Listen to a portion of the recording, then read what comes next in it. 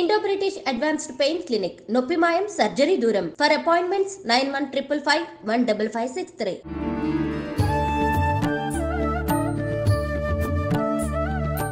నమస్కారం, welcome to I dream. ధర్మ మార్గం విత్ విజిత కార్యక్రమానికి స్వాగతం. అయితే కార్తీక మాసంలో మనం శివుణ్ణి ఎక్కువగా ఆరాధిస్తూ ఉంటాము. ముఖ్యంగా కార్తీక మాసం అంతా కూడా ఆరాధన చేయలేని వాళ్ళు ప్రత్యేకించి కార్తీక సోమవారాల్లో శివుణ్ణి ఆరాధించే వాళ్ళు ఉంటారు. అయితే మనకు ఆల్రెడీ మనం ఆఖరి సోమవారానికి చేరుకోబోతున్నాము. కార్తీక మాస 4వ సోమవారము. ముందు ఉన్న 3 సోమవారాలు ఈ పూజ చేయలేని వాళ్ళు, లేదంటే ఆఖరి సోమవారం కాబట్టి ఇంకా మేము ప్రత్యేకంగా చేయాలి అనుకునే వాళ్ళకు ఒక మంచి విశేషమైన పూజా విధానాన్ని తెలియజేయబోతున్నారు ఇప్పుడు గురుగారు. ప్రస్తుతం నాతో పాటు ఉన్నారు ప్రముఖ జ్యోతిష పండితులు నందిబట్ల శ్రీహరి శర్మ గారు. ఇప్పుడు వారితో మాట్లాడి 4వ సోమవారం యొక్క విశిష్టత, ఆ రోజు శివుడికి అభిషేకం, మిగతా క్రతువులన్నీ ఏ రకంగా చేయాలో అడిగి తెలుసుకుందాం. నమస్కారం గురుగారు. వాగర్థావివ సంపృక్తౌ వాగర్థ ప్రతిపత్తయే జగతః పితరౌ వందే పార్వతీ పరమేశ్వరౌ. సదాశివ సమారంభాం శంకరాచార్య మధ్యమాం అస్మదాచార్య పర్యంతం వందే గురు పరంపరాం. ఆదిత్యాయ చ సోమాయ మంగళాయ బుధాయ చ గురు శుక్ర శనిభ్యశ్చ రాహవే కేతవే నమః. శృంగేరి జగద్గురు పీఠాధిపతులకి, కంచి పీఠాధిపతులకి నమస్కారములు తెలియజేసుకుంటూ కార్యక్రమాన్ని ప్రారంభిద్దాం. గురుగారు, కార్తీక మాస ఆఖరి సోమవారం రాబోతోంది. అయితే ఇది 4వ సోమవారం. ముఖ్యంగా కార్తీక మాసం అనగానే శివుడి ఆరాధనకి ఎక్కువ ప్రాధాన్యత ఇస్తుంటాము. అయితే ఈ మాసం అంతా చేయలేని వాళ్ళు కనీసం సోమవారాలైనా మేము ప్రత్యేకించి చేయాలి అని ఆశించే వాళ్ళు కూడా ఉంటారు. అయితే ఎలాగో ఆఖరి సోమవారం కాబట్టి ఇంకా ప్రత్యేకంగా చెయ్యాలి, మిగతా మాసాలలో సోమవారం చేసేదానికన్నా ఈ మాసంలో సోమవారం, అది ఆఖరి సోమవారం అనంటే చాలా మందిలో చాలా ఉత్సాహం ఉంటుంది. మేము శివయ్య మీద భక్తి ఈ రకంగా చూపించుకోవాలి, అభిషేకం ఈ రకంగా చేయాలని. నిజంగా ఆ రోజున ఎటువంటి విధి విధానాలు ఆచరించాలి, ఆ రోజున శివుడికి ఏ రకంగా అభిషేకం చేస్తే బాగుంటుందంటారు? కార్తీక మాసం అంటేనే సకల పాపాలని తొలగింప చేసుకుని పుణ్యాన్ని సంపాదించుకునేటువంటి మాసం. అంటే చేయగానే పుణ్యం వచ్చేసేసి బాగా కోట్ల కొద్ది పుణ్యం వచ్చేసి మనం అవుతామని కాదు ఇక్కడ. అంటే ఈ నియమాలు పాటించడం ద్వారా ఏమవుతుందంటే 2 ఉపయోగాలు కలుగుతాయమ్మా. ఒకటి, మన గత జన్మ కర్మదోషాలు, పాపాలు ఏవైతే ఉన్నాయో ఆ పాపాలన్నీ కూడాను దగ్ధమైపోతాయి. ఆ శివుడి త్రినేత్ర జ్వాలలో మన్మధుడు ఏ విధంగానైతే దగ్ధమైపోయి బూడిదయ్యాడో మన పాప రాశి కూడా ఆ శివుడు ఆ విధంగా దగ్ధం చేస్తాడట ఆ కార్తీక మాసంలో ఉండేటువంటి నియమాల్ని పాటిస్తే. మరి పుణ్యం ఎలా కలుగుతుందని అంటారు. మనం చేసిందంతా పాపాలు తొలగించుకోవడానికి పుణ్యం ఎలా కలుగుతుంది? పుణ్యం సంపాదించుకోవాలని అంటే ఇక అప్పటి నుంచి పుణ్యం సంపాదించుకునే పనులు చేస్తాడట మానవుడు. అంటే గత జన్మ కర్మదోషం అర్థమవుతాయి. మంచి ఎలా చెయ్యాలి, నేను ఎలా బతకాలి, ఎలా మంచిగా ఉండాలి, ఎలాంటి మంచి పనులు చెయ్యాలని అప్పటి నుంచి చేస్తూ దాని ద్వారా పుణ్యాన్ని సంపాదించుకుంటాడు. అంతే తప్ప ఇది చేయగానే పుణ్యం వస్తుందని కాదు. పుణ్యం చెయ్యాలనే కోరికలతో మనిషి జీవనాన్ని అలవర్చుకుంటాడు, ఆ విధంగా పుణ్యం సంపాదించుకుంటాడు. ఇది క్లియర్ అమ్మా. అయితే చాలా మందికి ఉన్నటువంటిది ఏంటంటే ఇక కార్తీక మాసంలో చాలా సందర్భాల్లో మనం అనుకున్నాం కానీ ఈశ్వర ఆరాధన చేసుకోలేము. ఇంకా చాలామందికి ఈ యొక్క కార్తీక మాసంలో అప్పుడే తొందరగా అయిపోయింది, 3 వారాలు అయిపోయింది, ఇంకా 4వ కార్తీక వారమే ఉంది, ఇంకా వారం తిరగకుండానే కార్తీక మాసం అంతా అయిపోయిందని బాధపడే వాళ్ళు కూడా ఉంటారు. ఇంకా నిష్టగా చేయాలి, ఇంతకుముందు చేసిన వాటిట్ల కంటే కూడా నిష్ట చేయలేకపోయాము, ఇక మిగిలిన ఈ ఒక్క అవకాశం ఆఖరి కార్తీక సోమవారం అయినాము కానీ మనం వదిలిపెట్టకూడదని చెప్పి ఎవరైతే ఆలోచిస్తుంటారో అటువంటి వాళ్ళకి ఇది చాలా గొప్పదమ్మా.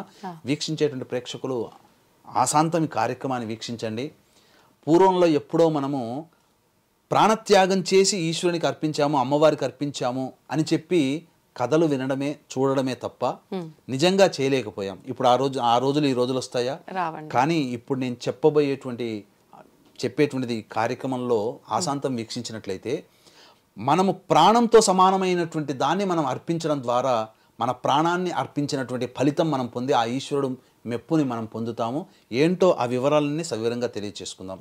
ముఖ్యంగా ఈ సోమవారం యొక్క విశిష్టత కనుక చూసుకున్నట్లయితే ఆఖరి కార్తీక 4వ సోమవారం ఒకటి.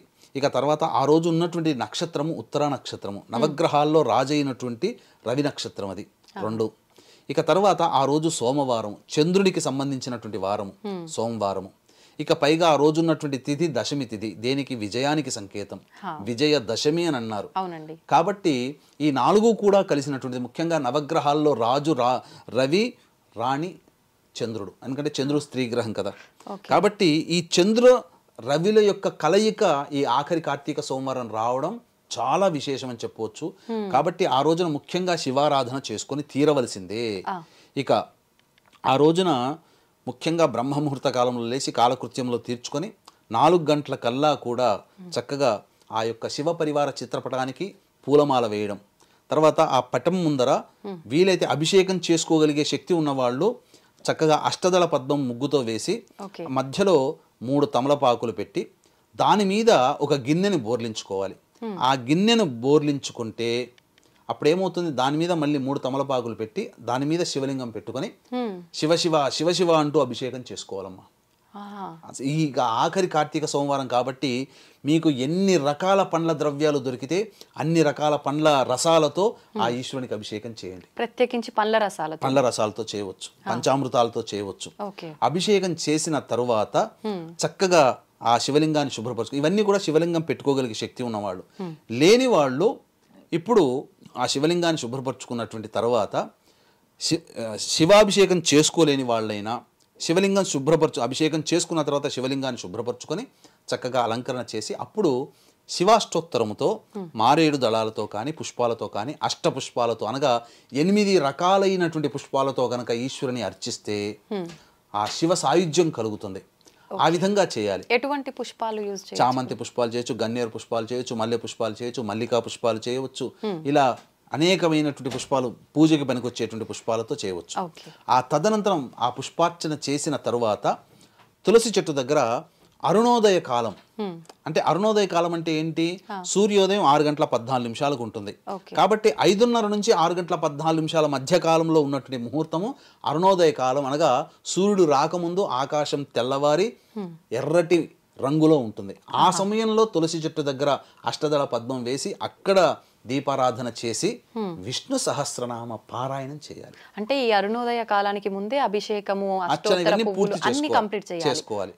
ఈ అరుణోదయ కాలంలో తులసి చెట్టు దగ్గర చక్కగా అష్టదళ పద్మం వేసి అక్కడ దీపారాధన చేసి ఆవునేతితో విష్ణు సహస్రనామ పారాయణం చేసి దానిమ్మ పండు నైవేద్యంగా పెట్టాలి. దానిమ్మ పండు ఎందుకంటే బీజాఫలంలో శ్రేష్టమైనటువంటిది అది.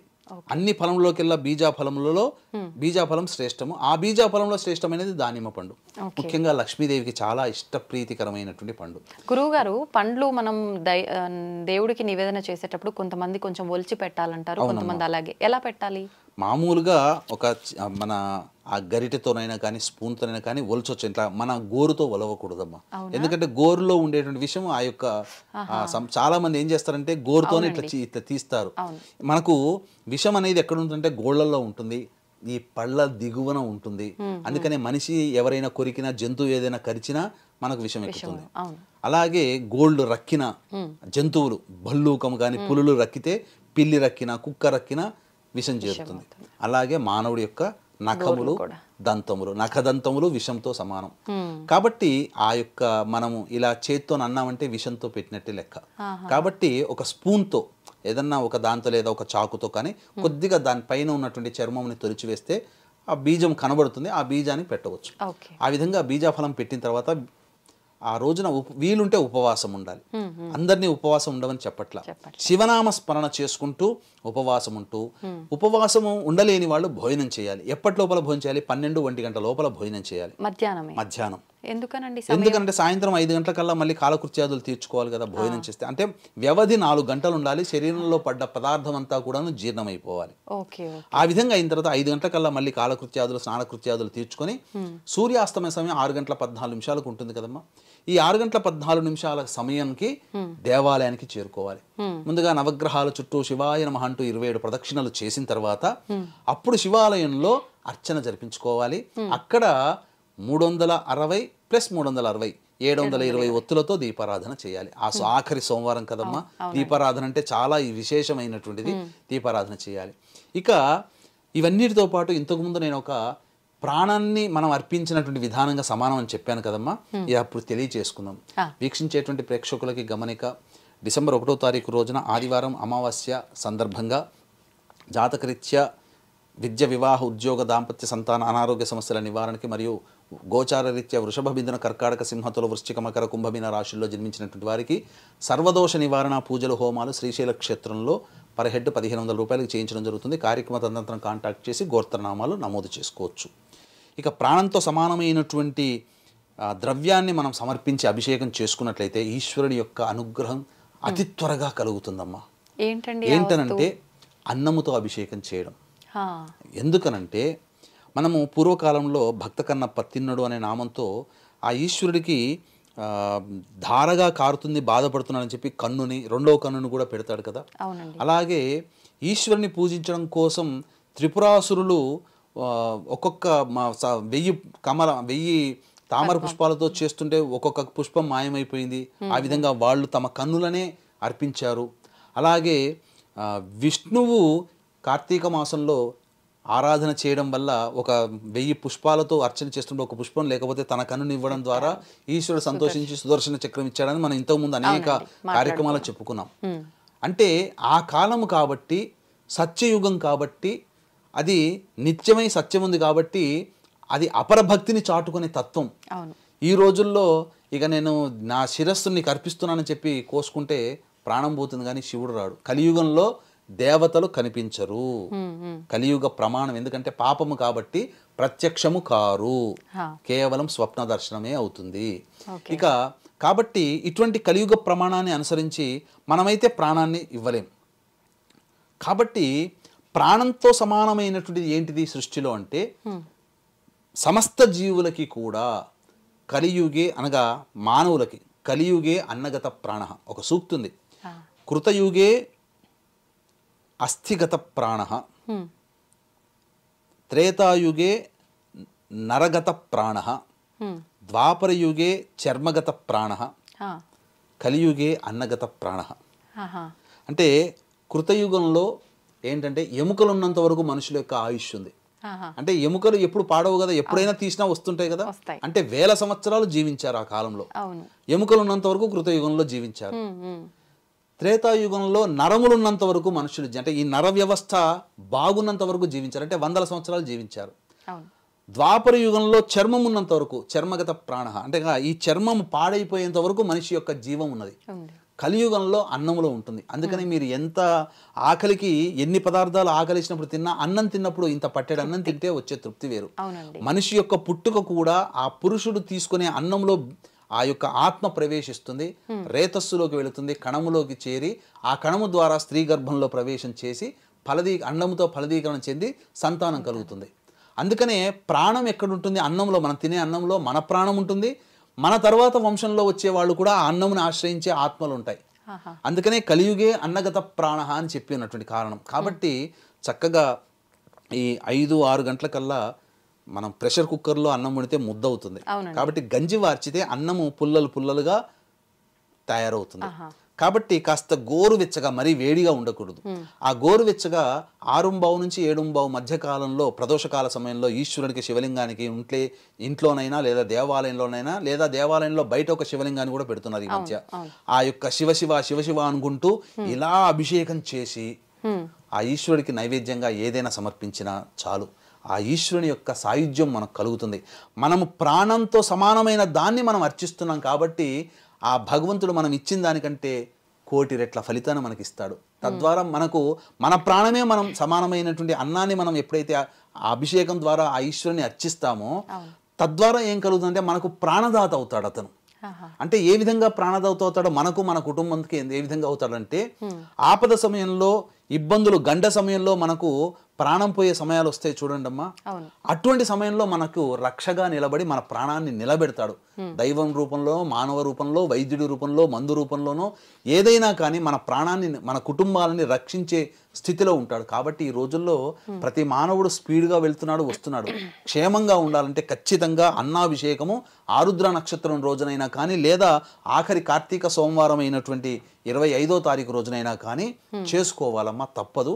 ఆ విధంగా చేసినట్లయితే మన ప్రాణాన్నే మనం అర్పిస్తున్న భావన మనం కలుగుతూ చేయడం వల్ల ఆ ఈశ్వరుడు సంతోషించి మనకు ప్రాణదాత ప్రాణభిక్ష మనకు మన కుటుంబానికి పెడతాడు అని చెప్పడంలో ఏమాత్రం సందేహం లేదమ్మా.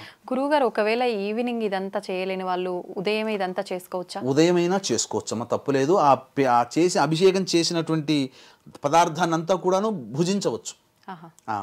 ఆ రోజంతా ఉపవాసం ఉండి తెల్లవారి భోజనం చేయొచ్చు. అయితే తెల్లవారి ఏకాదశి కూడా అయింది కదా, మరి 2 రోజులు ఒకేసారి ఉపవాసం చేయకూడదు కాబట్టి ఆ రోజున ఆ పెట్టబడినటువంటి అభిషేకం చేసినటువంటి ఏదైతే ఉంటుందో అది భుజించవచ్చు. కుటుంబ సభ్యులందరూ కూడా అభిషేకం చేసినటువంటి అన్నాన్ని భుజించవచ్చు. గురుగారు ఆరుద్ర నక్షత్ర సమయంలో కూడా చేయవచ్చు అన్నారు కదా, అదెప్పుడు? అది ఆరుద్ర క్యాలెండర్ లో చూస్తే ప్రతి నెల ఆరుద్ర నక్షత్రం ఉంటుంది. మొన్న ఆరుద్ర నక్షత్రం కూడా వెళ్ళిపోయింది. అయితే ఛాన్స్ లేదు ఈసారికి, ఆ రోజే చేయాలి ఇంకా తప్పకుండా.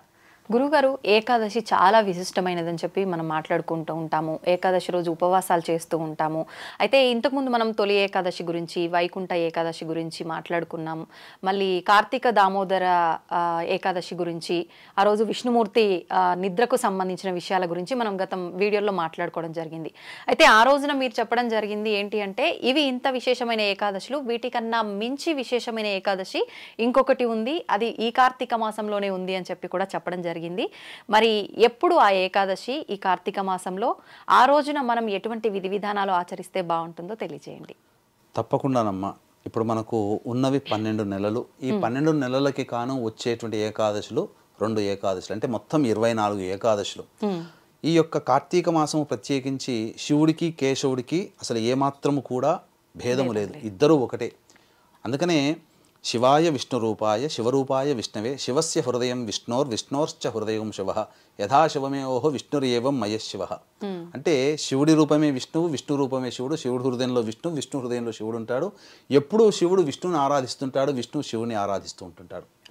అందుకనే ఇక ఈ కార్తీక మాసము ఈశ్వరుడికి ఎంతటి గొప్పగా చెప్పబడిందో విష్ణువుకి కూడా అంతే చెప్పబడింది. ఎందుకనంటే ఏకాదశి తిథి రోజున ఈశ్వరుని ఆరాధించమంది శాస్త్ర ప్రకారము. అసలుగా ఈశ్వరుని ఆరాధించమంది మోక్ష ప్రాప్తి కోసమే ఈ యొక్క విష్ణువుని ఆరాధన చేసి, ద్వాదశి రోజున విష్ణువుని ఆరాధన చేసి అప్పుడు భోజనం చేయాలి. ఇది ఈ విధంగా చెప్పబడినటువంటి పరిణామక్రమం. వీక్షించేటువంటి ఐడ్రీమ్ ప్రేక్షకులు చాలా అదృష్టవంతులని చెప్పవచ్చు. ఎందుకనంటే ఇప్పుడు చెప్పుకోబోయేటువంటి అంశం ఏదైతే ఉందో ఏకాదశి పుట్టుకకు సంబంధించినటువంటిదమ్మా. అసలు తెలిసి తెలియక మనం చాలామంది ఈ ఏకాదశుల్ని మనం ఆచరిస్తూ వస్తున్నాం. తెలిసిన తర్వాత ఇంకా చాలా గొప్పగా ఆచరిస్తూ వస్తున్నాం. కానీ అసలు ఏకాదశి పుట్టిందే ఈ కార్తీక మాసం కృష్ణపక్షం ఏకాదశి రోజున, అనగా తిథి ఏర్పడిందే ఏకాదశి అంటూ తిథి ఏర్పడిందే ఇప్పుడు 26వ తారీఖున వచ్చినటువంటి ఏకాదశి, కార్తీక మాసం కృష్ణపక్షంలో వచ్చే ఏకాదశి.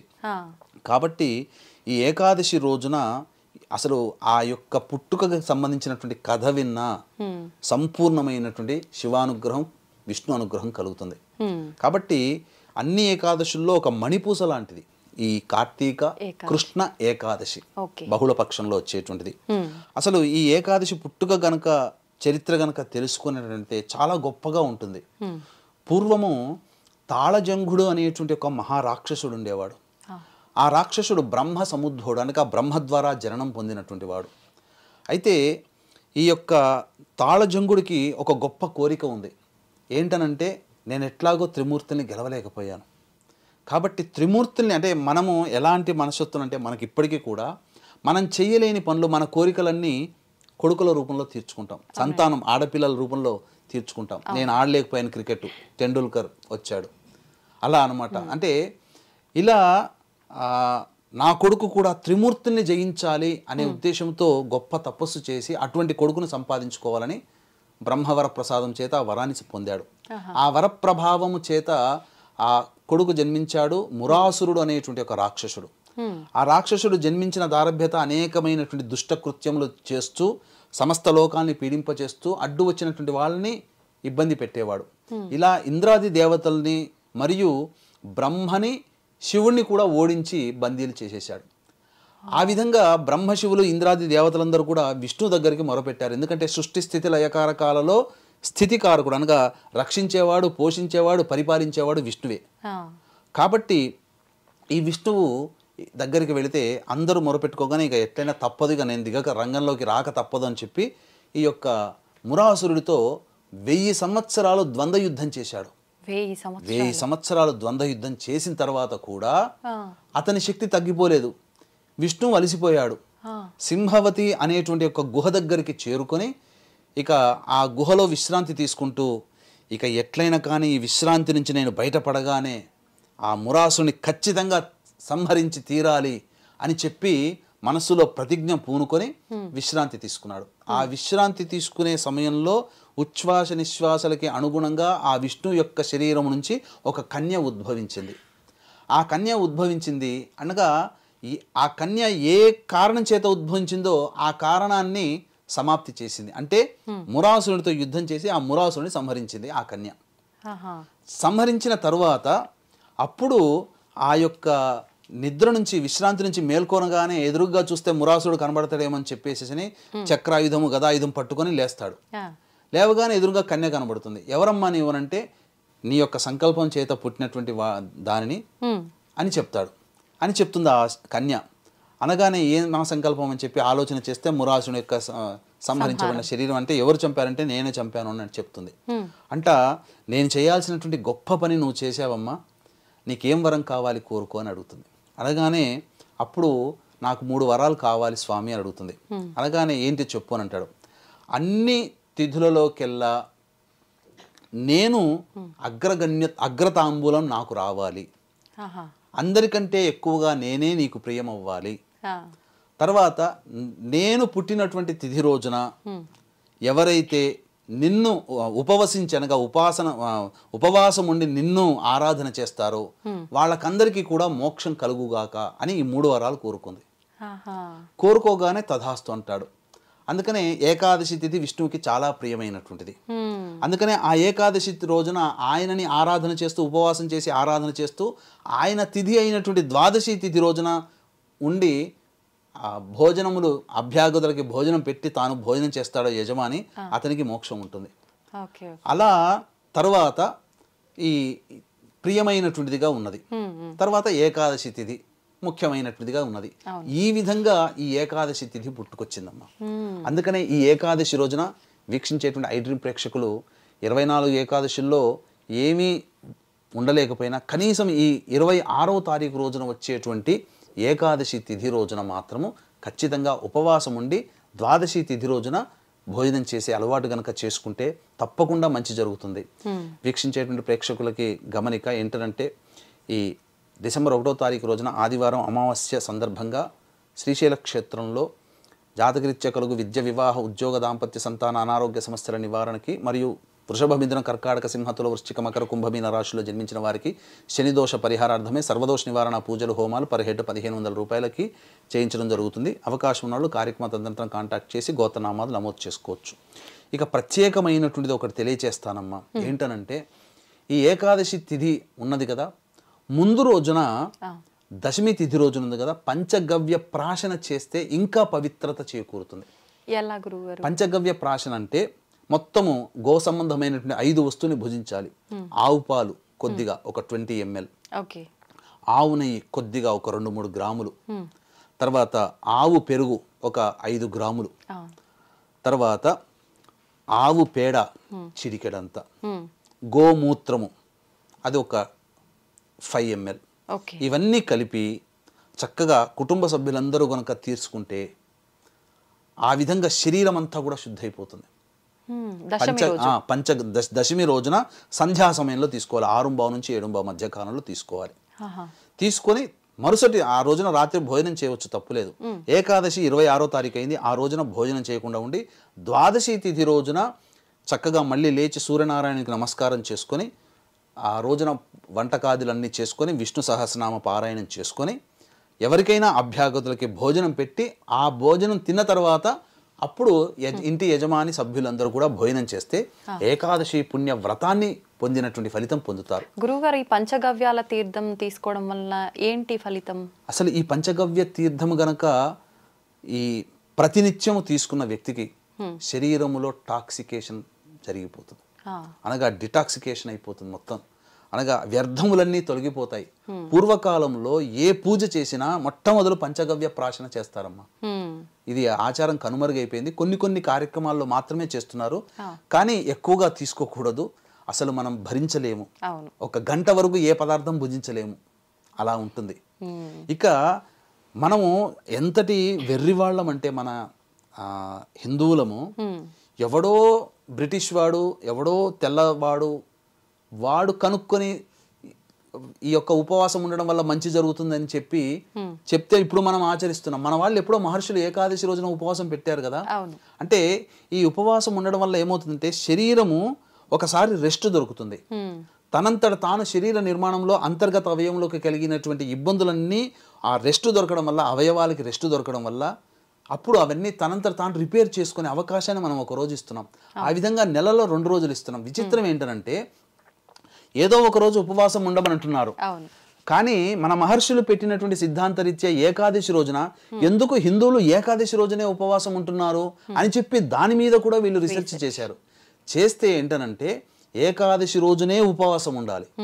ఎందుకనంటే అంతరిక్షంలో ఉన్నటువంటి గ్రహాల నుంచి వచ్చేటువంటి సూర్య కిరణాలు కానీ అంతరిక్షంలో ఉండే ఈ అమృత కిరణాలు ఈ ఏకాదశి రోజున ఎక్కువగా ప్రసరిస్తాయి. ప్రసరించి ఈ యొక్క మన శరీరం అంటే ఏంటమ్మా, అంతా రంధ్రాలు. ఇప్పుడు మనకు కనబడుతుంది చర్మం ఇలా కప్పబడి ఉన్నట్టు ఉంటుంది, కానీ ఒకసారి మనం టెలిస్కోప్ లో పెట్టి చూస్తే అన్ని రంధ్రాలే.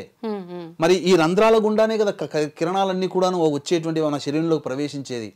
కాబట్టి ఆ ఏకాదశి రోజున వచ్చేటువంటి కిరణాలు మన శరీరము తీసుకుంటుంది. శరీరం అలా తీసుకోవాలి, అబ్జర్వ్ చేసుకోవాలంటే శరీరంలో ఎటువంటి ఆహారం ఉండకూడదు.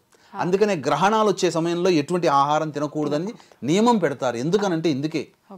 అందుకనే అమృత కిరణాలు కూడా ప్రసరింపచేయాలంటే శరీరంలో ఉన్నటువంటి రంధ్రములు ఉండకు, మా రంధ్రంలో గుండా రావాలంటే శరీరంలో ఎటువంటి ఆహారం ఉండకూడదు.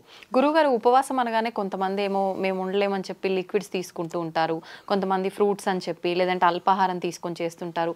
ప్రత్యేకించి ఏకాదశి ఉపవాసం అంటే ఏమి తినకుండా చేయాలా, ఎలా చేయాలి అసలు? కటిక నిర్జల ఉపవాసం ఉండేటువంటి విధి కూడా ఉంటుంది. ముసల్మాన్లు రంజాన్లో చేస్తారు కదా నిర్జలు, అనగా మన ఎంగిలి కూడాను మింగరు వాళ్ళు, లాలాజలాన్ని కూడా మింగరు. అలా కూడా మన దగ్గర ఎప్పుడో ఉంది నిర్జల ఉపాసన అంటారు. అంటే మన కడుపులోకి జలాన్ని కూడా పంపించకుండా, అంటే లాలాజలాన్ని కూడాను మనం తీసుకోకుండా ఉండేది నిర్జల కటిక. అది అందరికీ సాధ్యం కాదమ్మా. ఇక ఈ కాలంలో అందరికీ బీపీ షుగర్లు ఉన్నాయి, కానీ దైవతారాధన చేయాలనే కోరిక ఉంటుంది. అటువంటి వాళ్ళు మీరు అన్నట్టుగా లిక్విడ్స్ కానీ పాలు పండ్లు ఇతర ఉడికించిన పదార్థాలు కాకుండా పాలు పండ్లు తీసుకొని ఉండవచ్చు. నిజంగా ఉపవాసం ఉండే శక్తి ఉంటే ఉపవాసం ఉండవచ్చు, తప్పేమీ లేదమ్మా. ఇంకొకటి చెప్పాలనంటే ఈ యొక్క ఏకాదశి రోజున అన్నము తింటే మహాపాపం అని చెప్పి అని అన్నారు. ఎందుకనంటే ఇక్కడ కలియుగే అన్నగత ప్రాణ, జీవులకి ఆధారము అన్నము. కాబట్టి ప్రాణంతో సమానమైనటువంటి దాన్ని మనం భుజించినట్లయితే మనకు దోషం వస్తుంది. అందుకనే అన్నాన్ని భోజనం చేస్తే రాక్షస భోజనంగా భావించబడి ఆ ఏకాదశి తిథి రోజున భోజనం చెయ్యరు ఇప్పటికీ కూడా. Okay okay. అయితే చాలా మంది ఉపవాసంలో ఉన్న వాళ్ళు ఇంటికి సమయానికి వెళ్ళలేకపోతే, ఉపవాసం నుంచి విరమణ తీసుకోవడానికి కుదరకపోతే ఖర్జూరం దగ్గర పెట్టుకొని ఉపవాస విరమణ కోసం ఖర్జూరం తింటారంట. అలా చేయొచ్చా? తీసుకోవచ్చు. ఉపవాస విరమణకి గనక ఎప్పుడైతే మజ్జిగ తీసుకుంటామో ఉపవాస విరమణ కూడా అవుతుంది. ఎందుకంటే మనం భోజనం చేసేటప్పుడు ఆఖరిన కలుపుకునేది మజ్జిగే కదా, దాంతోనే సమాప్తం అవుతుంది కదా. మజ్జిగ తాగినా సమాప్తం అవుతుంది. అందుకని ఉపవాసం ఉన్నప్పుడు ఎట్టి పరిస్థితుల్లో కూడా శరీరం చల్లబడాలని చెప్పి మజ్జిగ తాగారంటే ఉపవాస నియమం పోతుంది. గురుగారు, మరి ఇప్పుడు ఉపవాసంలో ఉన్నప్పుడు ఆలయంకి వెళ్ళామే అనుకోండి, పంచామృతాలది తీర్థం ఏమైనా ఇస్తారు, అందులో ఖచ్చితంగా దేవత సంబంధించిన తప్పులేదు. అందులో మజ్జిగ ఉండదు కదా, కొద్దిగా కలుపుతారు. పర్వాలేదు అయితే అలా. గురుగారు, కార్తీక మాసం మామూలుగానే పరమ పవిత్రమైన మాసంగా చెప్పుకుంటాము, అంతే విధంగా మనము విశేషంగా ఆరాధిస్తుంటాము భగవంతుని మాసం అంతా కూడా. అయితే ముఖ్యంగా గురువారం పుష్యమి నక్షత్రం కలిసి వచ్చింది అంటే అది కూడా చాలా మంచి రోజుగా మనం చెప్పుకుంటాము. ఈ మూడు కలిసి వచ్చాయి, కార్తీక మాసం, గురువారం, పుష్యమి నక్షత్రం, ఈ మూడు కలిసి వచ్చాయి. ముఖ్యంగా మన పెద్దవాళ్ళు చెప్తుంటారు, ఇంతకుముందు మీరు కూడా ఒక వీడియో మనం చేసేటప్పుడు చెప్పారు, గురువారం పుష్యమి నక్షత్రం కలిసి వచ్చిన రోజు చాలా విశేషమైందమ్మా, ఆ రోజు బంగారం కొంటే కనుక చాలా మంచిగా మనకు ఇంకా రెట్టింపు కొనే అవకాశం, స్తోమత కలిసే అవకాశం వస్తుంది అని చెప్పి. మరి ఇప్పుడు బంగారం కొనే పరిస్థితులు ఉన్నాయంటారా? బంగారం చూస్తే ఆకాశాన్ని అంటుతోంది రేటు. మనం ఏంటి తులం 80,000 కూడా దాటే రోజుల్లో ఉన్నాము. మరి ఇలాంటి సందర్భంలో బంగారం కొనలేని వాళ్ళు ఉంటారు. మరి నిజంగా బంగారమే కొనాలా, దాని బదులుగా మనం ఏమైనా కొనొచ్చా, కొనకపోయినా పర్వాలేదా? ఇలాంటి విషయాలన్నీ కూడా తెలియజేయండి. తప్పకుండానమ్మా. కార్తీక మాసం అనేక విధాలుగా పుణ్యాన్ని సంపాదించుకోదగినటువంటి పుణ్యమాసంగా చెప్పవచ్చు. అవునండి. ఇక పౌర్ణమి దాటిపోయింది, ఇక కార్తీక మాసం సమాప్తం అవ్వడానికి సమయం ఆసన్నమైంది.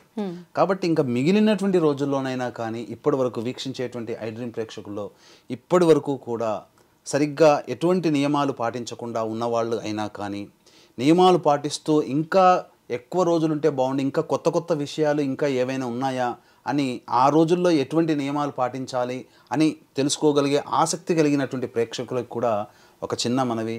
రేపు అనగా 21వ తారీఖు రోజున గురువారము, పుష్యమి నక్షత్రము మరియు షష్ఠీ తిథి ఇవన్నీ కలిసినటువంటి అలభ్య పుణ్య యోగముగా గురుపుష్య యోగం చెప్పబడి ఉందమ్మా. అసలు ఈ గురుపుష్య యోగము రోజున మీరు అన్నట్టుగా బంగారం కొనుక్కుంటే చాలా మంచిది. అంటే ఎందుకు, దీనికి అంత వివరం తెలియజేస్తాను. మరి బంగారం కొనని వాళ్ళు అందరికీ స్తోమత ఉండదు కదా. 15,000 జీతం సంపాదించుకునే వాళ్ళు 8,000 పెట్టి గ్రామం కొనుక్కోలేరు కదా. మరి అటువంటి వాళ్ళు బంగారంతో సమానమైనటువంటి ఫలితాన్ని ఏ విధంగా పొందాలి, అలాగే ఉన్నటువంటి ఈ అలభ్య పుణ్య యోగాన్ని ఏ విధంగా మనము మనకు అనుకూలంగా మరల్చుకోవాలి, అంటే ఎటువంటి నియమాల్ని పాటిస్తూ ఆ యోగాన్ని మనం పొందాలి అనే విషయాల గురించి సవివరంగా, అంటే జాతకరీత్యా కూడా అనేక రకాల సమస్యలు ఉన్నటువంటి వారికి సంబంధించి ఆ పరిహార క్రియలో రేపు 21వ తారీఖు రోజున ఏ విధంగా చేసుకోవాలనేటువంటి విషయాల గురించి క్లుప్తంగా తెలియజేసుకుందాం. అసలు గురు పుష్య యోగం గురించి తెలుసుకుందామమ్మా.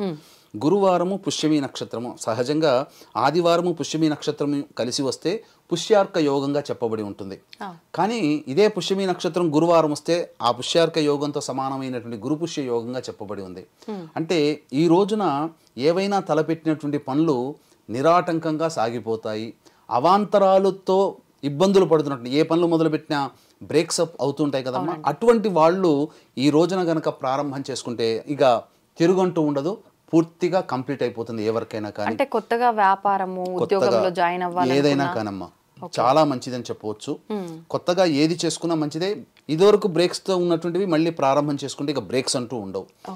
ఇక ఈ గురువారము పుష్యమి నక్షత్రము గురు పుష్య యోగం ఎందుకన్నామనంటే, పుష్యమి నక్షత్రానికి సహజంగా అంటే ఉన్నటువంటి 27 నక్షత్రాల్లో నక్షత్ర అధిదేవత ఉంటారు. ఆ నక్షత్రాలని పరిపాలించే గ్రహము కూడా ఉంటుంది. ఉదాహరణకి మృగశీర్ష నక్షత్రం ఉంది. ఈ మృగశీర్ష నక్షత్రం అనగా మృగశిర నక్షత్రానికి అధిపతి కుజుడైతే పరిపాలించేవాడు సోముడు అంటే చంద్రుడు. అందుకనే సోమోరాజా మృగశీర్షేణ ఆగన్ను అని ఆ యొక్క మృగశిర నక్షత్రం మంత్రం ఉంటుంది. అలాగే పుష్యమి నక్షత్రం కూడా, పుష్యమి నక్షత్రానికి అధిపతి ఎవరు? శని భగవానుడు. ఈ నక్షత్రాన్ని పరిపాలించేవాడు గురువు. అందుకనే ఓం బృహస్పతిర్న పరిపాతు పశ్చాత్ అని ఈ బృహస్పతి గ్రహం పరిపాలించే నక్షత్రంగా పుష్యమి నక్షత్రం. అందుకనే గురు శనుల యొక్క కలయిక ఈ పుష్యమి నక్షత్రము. కాబట్టి నవగ్రహాల్లో ప్రధానమైనటువంటి గ్రహాలు గురువు, శని. వీటి యొక్క సంబంధించినటువంటి సంచారాన్ని బట్టే మనిషికి యోగ అవయోగాలు ఈ భూమి మీద ఉంటాయి. కాబట్టి ఈ గురువారము పుష్యమి నక్షత్రం కలిసినటువంటి రోజున ప్రధానంగా చెప్పబడినటువంటిది ఏంటనంటే, దైవానుగ్రహాన్ని సంపాదించుకోవడం కోసం పరితపించాలి. ముఖ్యంగా వీక్షించేటువంటి ప్రేక్షకుల్లో దత్తాత్రేయ ఆరాధన ఉన్నవాళ్ళు ఉంటారు. కాబట్టి ఈ గురు పుష్య యోగం రోజున, అంటే ఏ చరిత్ర సచ్చరిత్ర అంటే ఏ చరిత్ర పట్టుకొని చదవడం కాదమ్మా, భక్తుగా నిఖార్సైనటువంటి దత్తాత్రేయ చరిత్ర పారాయణం చేసిన వాళ్ళకి గురు అనుగ్రహం సంపూర్ణంగా కలుగుతుంది. అంటే ఈ గురు పుష్య యోగం ఉన్నటువంటి సందర్భంలో మొదటి అధ్యాయం నుంచి చివరి అధ్యాయం వరకు ఎవరైతే ఒక సప్తాహము అనగా ఒక పారాయణం చేస్తారో వాళ్ళు 108 సార్లు దత్తాత్రేయ చరిత్ర పారాయణం చేసిన పుణ్య ఫలితం దక్కుతుంది. ముందు నుంచి చదవడం అలవాటు లేని వారు కూడా ఆ రోజు చేస్తే చాలమ్మా వాళ్ళకి గురు అనుగ్రహం కలుగుతుంది. ముఖ్యంగా వివాహం కావలసినటువంటి అబ్బాయిలకి దత్తాత్రేయ ఆరాధన ఈ గురు పుష్య యోగంలో గనక చేసినట్లయితే తప్పకుండా వివాహం కుదురుతుంది. ఎందుకంటే మగవాళ్ళకి గురు అనుగ్రహంగా ఉండాలి, ఆడవాళ్ళకి కుజుడు అనుగ్రహంగా ఉండాలి. అప్పుడే వివాహ సంబంధాలు త్వరితంగా అవుతాయి. కాబట్టి ఈ గురు పుష్య యోగంలో వివాహం కావలసినటువంటి అబ్బాయిలు గనక ఈ గురు చరిత్ర పారాయణం చేసిన, దత్తాత్రేయ అనగా అభిషేకం చేసుకున్న తప్పకుండా వివాహం కుదురుతుంది. అయితే ఇంతకుముందు మీరు మొదట్లో అన్నట్టుగా ఈ గురు పుష్య యోగం రోజున బంగారం కొనుక్కుంటే మంచిది. ఏ సమయంలో కొనుక్కోవాలి? గురువు యొక్క హోర ఉన్నప్పుడు కొనుక్కోవాలి. ఏ సమయంలో? గురు హోర అన్నప్పుడు ఉదయం 6 అంటే సూర్యోదయం 6:15 అవుతుంది కాబట్టి 6:15 నుంచి 7:15 వరకు గురు హోర ఉంటుంది. కానీ ఆ సమయంలో షాపులు తెరవరు కదా. అందుకని మళ్ళీ గురు హోర వచ్చినప్పుడు అనగా మధ్యాహ్నం 1:15 నుంచి 2:15 వరకు గురు హోర ఉంటుంది. ఆ సమయంలో శక్తి ఉన్న వాళ్ళు మాత్రమే వీక్షించేటువంటి ప్రేక్షకులు గమనించాలి. శక్తి ఉన్న వాళ్ళు ఆ బంగారు రూపుని గ్రామో, అరగ్రామో, పావు గ్రామో కొనుక్కుని ఇంట్లో తెచ్చిపెట్టుకొని పూజ చేసుకుంటే ఖచ్చితంగా దానికి 10 రెట్ల బంగారం కొనుక్కునే శక్తి లేదా బంగారం అంటే ధనము కాబట్టి ధన సమృద్ధి అవుతుంది, 10 రెట్లు 10 రెట్ల సమృద్ధి అవుతుందమ్మా. మరి గురుగారు మీరు ఇందాక అన్నారు అందరూ కొనుక్కోలేని వాళ్ళు కొనుక్కోగలిగే వాళ్ళే ఉండరు, కొనుక్కోలేని వాళ్ళకు అంతే సమానమైన ఫలితం ఉండేలా ఇంకొక విషయం ఉంది అని చెప్పి, మరి ఏంటి ఆ విషయం? బంగారం కొనుక్కోలేకపోతే గురువు అధిపతిగా ఉండి పరిపాలించేటువంటి వస్తువుల్లో బంగారం ఒకటమ్మా. అవునండి. ఇక ప్రత్యామ్నాయంగా బంగారం కొనుక్కునే శక్తి అందరికీ ఉండదు కాబట్టి అందరినీ కొనుక్కోమని చెప్పట్లేదు ఇక్కడ. చాలామంది ఈ ధన్తేరస్ అనగా ధనత్రయోదశి, అక్షయ తృతీయ రోజున బంగారం కొంటారు. కానీ ఆ రోజులో కాదు, ఇటువంటి గురుపుష్య యోగాలు ఉన్నప్పుడు కొనుక్కోవాలమ్మా. ఇది శాస్త్రంలో చెప్పబడింది ఒరిజినల్గా. కాబట్టి అందరూ బంగారం కొనుక్కోలేరు కాబట్టి బంగారంతో సమానమైనటువంటి ఫలితాన్ని ఇచ్చేటువంటిది పసుపు కొమ్ములు. పసుపు కొమ్ములు ఇంట్లోకి తీసుకుని వచ్చి కొనుక్కొని పెట్టుకున్నా, లేదా ఇంటికి పసుపు ఆ 1.5 నుంచి 2.5 మధ్య కాలంలో పసుపు కొమ్ము తెచ్చుకోవాలి. పసుపు పొడైనా తెచ్చుకోవచ్చు జనరల్ స్టోర్ నుంచి, కొనుక్కున్నా చాలమ్మా. లేదా ఆ సమయంలో ఎవరైనా వృద్ధాశ్రమంలో కానీ దేవాలయాల్లో కానీ పసుపుని దానం చేయండి. చాలా విశేషమైన గురుబలం పెరుగుతుంది ఆ 1.5 నుంచి 2.5 మధ్య కాలంలో.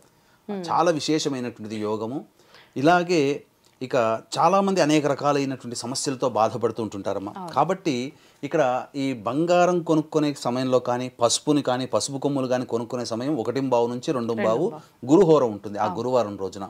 అయితే చాలామందికి వచ్చేటువంటి సందర్భం ఏంటంటే రాహుకాలం 1:30 నుంచి 3 వరకు ఉంటుంది కదండి, మరి కొనుక్కోవచ్చునా అని అడుగుతారు. రాహుకాలము మన ప్రాంతంలో పాటించాల్సిన పని లేదు, మదరాసీయులకి మాత్రమే వాళ్ళు పాటించేటువంటిది.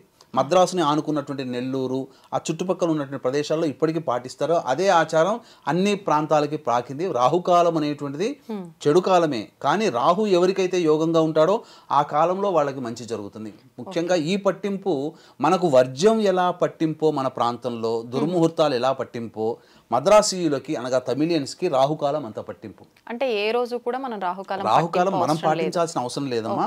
అది తరతరాల నుంచి వంశాచారంగా వస్తున్నట్టయితే అప్పుడు పాటించుకోవాలి. ఇప్పుడు గురుగారు బంగారం పూజ గదిలో పెట్టి పూజ చేయమన్నారు కదా, అది ఏ సమయంలో, ఈవినింగ్ సమయంలో చేయాలి? ఆ పూజ మామూలుగా ఎలా చేయాలి? మరి బంగారం కొనుక్కునేటప్పుడు ఒక రోజు ముందుగా కొనుక్కోవాలమ్మా. ఒక రోజు ముందుగా కొనుక్కొని ఉదయం 6:15 నుంచి 7:15కి మధ్యలో గురుహోర ఉంటుంది, ఆ సమయంలో చేసుకోవచ్చు. పూజ చేసుకొని చక్కగా ఆ యొక్క సంబంధించినటువంటి ఆ బంగారు రూపు, లక్ష్మీ రూపు అయితే లక్ష్మీ ఆ బంగారానికి అభిషేకం జరిపించి లక్ష్మీ సహస్రనామం కానీ లక్ష్మీ అష్టోత్తరంతో పూజ చేసి ఆ విధంగా ధూపదీప నైవేద్యములు ఇచ్చిన తర్వాత ఒక మంచి శుభ సమయంలో ఆ రోజున పెట్టుకోవచ్చు. ఇంకా పైగా ఆ రోజున షష్ఠి తిథి ఉంది కాబట్టి కుజదోషంతో బాధపడుతున్నటువంటి వాళ్ళు, వివాహం కావాల్సినటువంటి అబ్బాయిలు అమ్మాయిలైనా కానీ ఆ రోజున సుబ్రహ్మణ్య స్వామి దేవాలయంలో ఆవు పాలు, ఆవు నెయ్యి, తేనె ఈ మూడిటితో అభిషేకం జరిపించి చెలివిడి నైవేద్యంగా పెట్టవచ్చు. అలాగే వివాహం కావాల్సినటువంటి అమ్మాయిలు ఈ రోజున సాధారణంగా మంగళవారం రోజున కాత్యాయని వ్రతం అనేటువంటిది చేస్తారు. కాత్యాయని వ్రతం ఈ షష్ఠి తిథి కూడా గురుపుష్య యోగం ఉంది కాబట్టి కాత్యాయని వ్రతాన్ని ఈ యొక్క ఆడవాళ్ళు, వివాహం కావాల్సినటువంటి ఆడవాళ్ళు ఈ వ్రతాన్ని ఆచరిస్తే వివాహ సంబంధమైనటువంటి దోషాలు కూడా తొలగిపోతాయి. ముఖ్యంగా బంగారంతో సమానమైనటువంటి ఇంకొక యోగం కూడా చెప్పబడి ఉంది.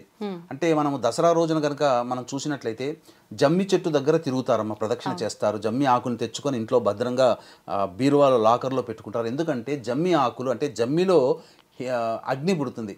బంగారం ఎక్కడి నుంచి పుట్టింది? అగ్ని నుంచి పుట్టింది. కాబట్టి ఆరణి అంటే ఈ ఆరణి తయారు చేసేది జమ్మి యొక్క కాండం నుంచే కాబట్టి జమ్మి వృక్షములన్నీ వచ్చేటువంటి ఆకులు ఏవైతే ఉంటాయో అవి బంగారంతో సమానం. కాబట్టి ఆ జమ్మి ఆకులైనా కానీ జమ్మి కొమ్మ ఉంటుంది.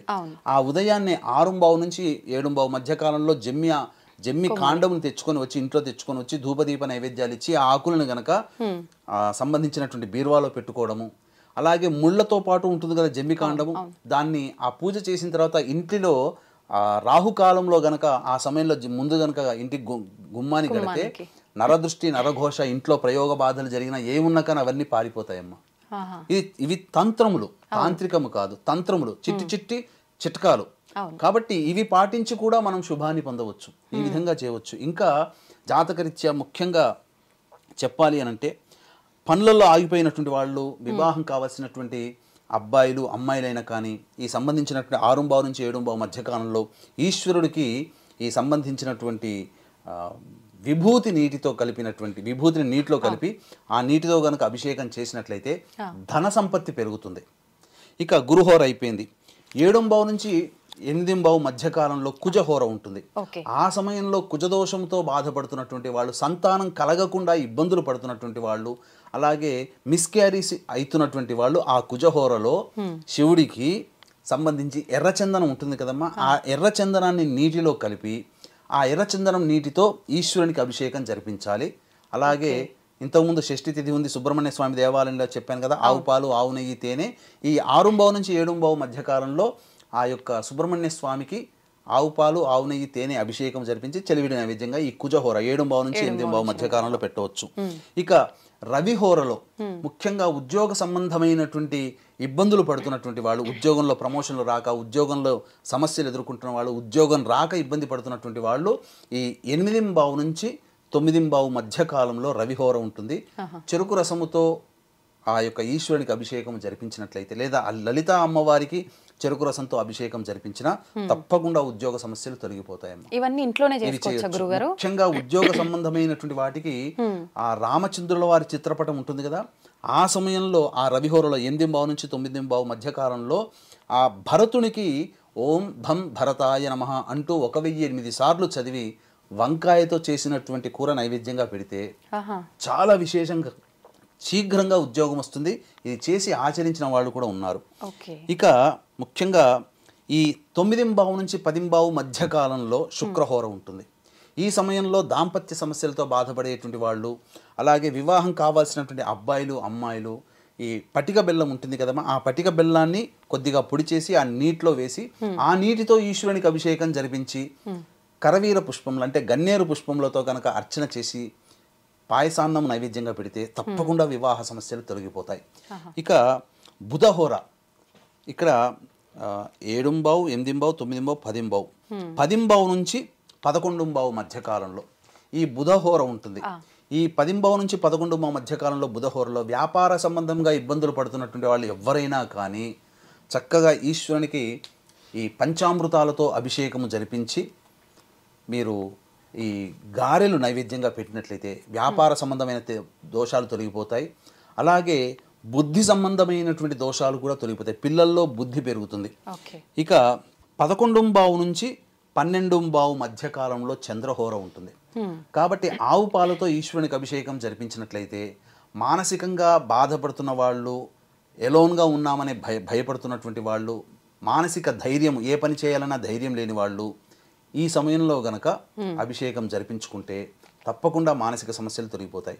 ఇక 12 నుంచి 1 ఉన్నటువంటిది చాలా మందికి కావాల్సినటువంటిది. వీక్షించేటువంటి ప్రేక్షకుల్లో వృషభ రాశి, మిథున రాశి, వృషభ, మిథున, కర్కాటక, సింహతుల, వృశ్చిక, మకర, కుంభమీన రాశిలో జన్మించిన వారికి శని దోష ప్రభావం ఉంది. కాబట్టి ఈ 12 నుంచి 1 మధ్యకాలంలో నవగ్రహాల చుట్టూ శివాయ నమః అంటూ 27 ప్రదక్షిణలు చేసి శనేశ్వరుడికి నల్ల నువ్వుల నూనెతో అభిషేకము జరిపించి అన్నము నల్ల నువ్వులు కలిపిన ముద్ద నైవేద్యంగా పెట్టి ఆ విధంగా అదే సమయంలో వృద్ధాశ్రమంలో కానీ లేదా అనాథలకు కానీ పారిశుద్ధ్య కార్మికులకు కానీ ఏవైనా తినుబండారములు, వస్త్రములు కానీ ఫలములు కానీ ఇచ్చినట్లయితే శని దోషం ఖచ్చితంగా తొలగిపోతుంది.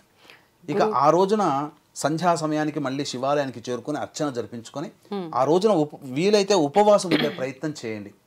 ఆ రోజున చేయడం వల్ల తప్పకుండా గురు అనుగ్రహం కలుగుతుంది. గురు అనుగ్రహం కలగడం ద్వారా అన్ని పనులు కూడా ఆటంకాలు లేకుండా ముగిసిపోతాయి. లేస్తూనే ప్రతి మనిషి ఏదో ఒక పనిలో ఉంటాడు.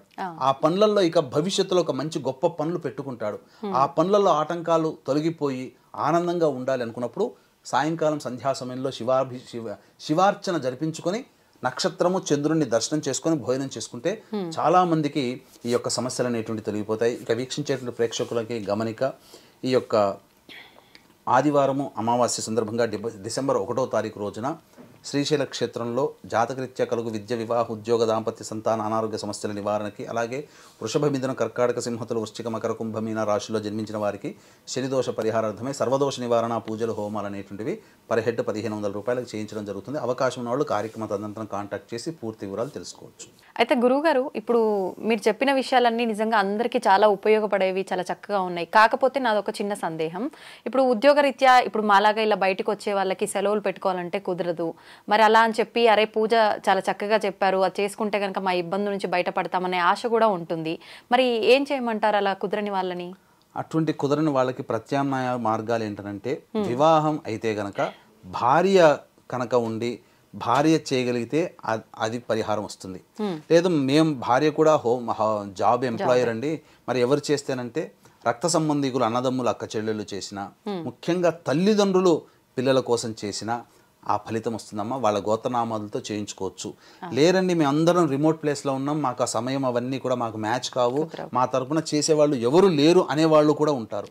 అటువంటి సందర్భంలో ఆ చెప్పబడినటువంటి సమస్యలకి మనం పరిహారాలు చెప్పాం కదా, ఆ ఏ హోర అయితే ఉన్నదో ఆ హోరకు సంబంధించినటువంటి అధిపతి యొక్క అష్టోత్తరము కనీసం హీనపక్షంలో ఒక 3 సార్లు అయినా కానీ పఠించుకొని నేను చేయలేకపోయినా ఆ ఫలితాన్ని నాకు అందివ్వు మహాదేవ అని చెప్పి ఆ యొక్క ఈశ్వరునికి ఒక్క నమస్కారం ఉత్తరం వైపు తిరిగి నమస్కారం చేసుకుంటే ఆ ఈశ్వరుడు నమస్కారం చేసుకున్న ఉత్తర క్షణమే, ఉత్తరం వైపు తిరిగి ఈశ్వరుడికి నమస్కారం చేసుకున్న ఉత్తర క్షణమే అతనికి ఆ యోగాన్ని అందిస్తాడు. ఆ మాట తథ్యము తథ్యము తథ్యము.